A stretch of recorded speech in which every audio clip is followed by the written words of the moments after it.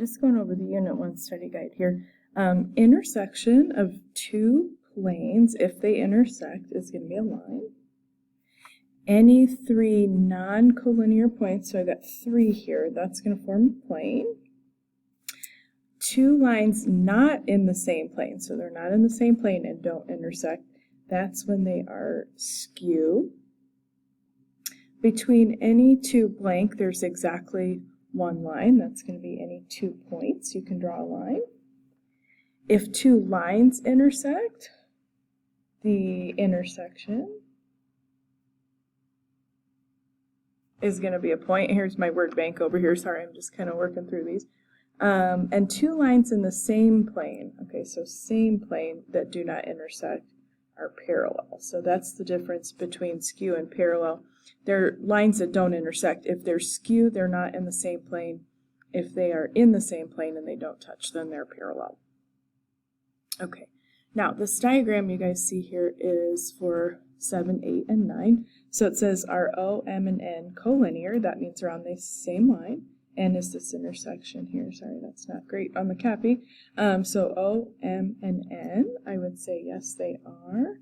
And there's multiple ways you can name the line. I don't have any italicized letter at the end, so I can't use that. So I just need any 2 points. I'll just choose M and N, and I could flip the order. There's multiple different ways you could answer that. Find the measure of angle PNM.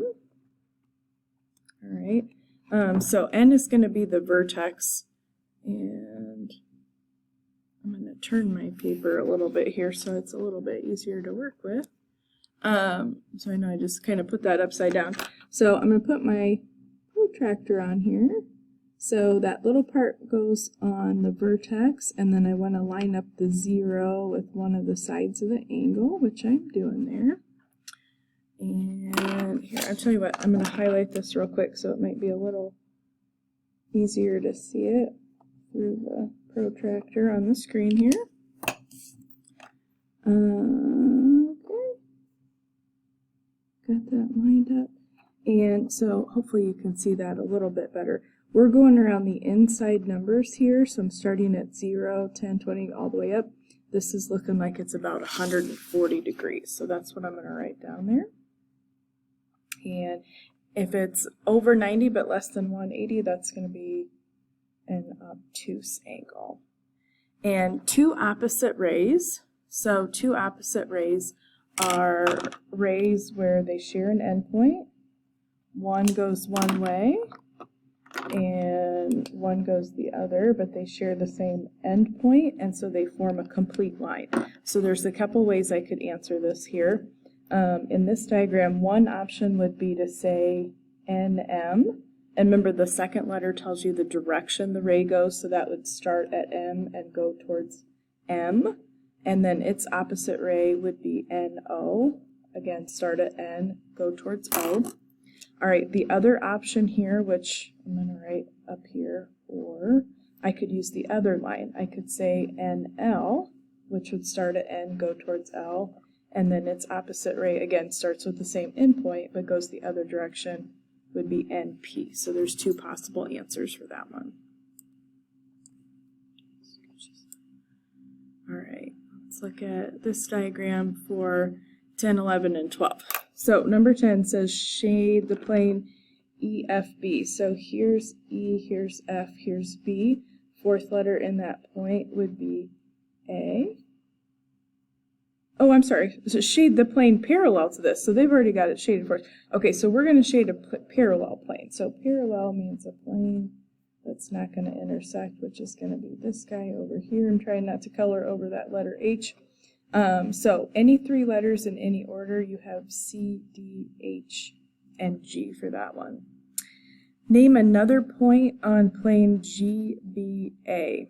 Okay, this is really tricky because this is going to kind of go diagonal through the box. Here's G, here's B, here's A, and I'm really sorry I kind of colored over that with my pen. So this is going to be, to make a plane here, this is going to be one that kind of goes diagonally through that box.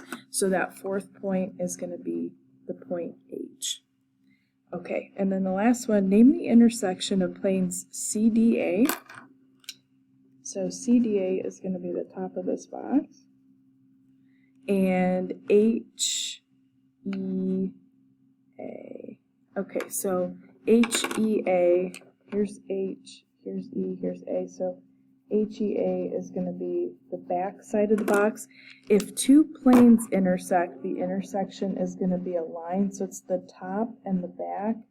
It's going to be this line that they have in common, which is DA or AD. You can name it either way. All right, and then for 13 and 14, we're going to use this diagram.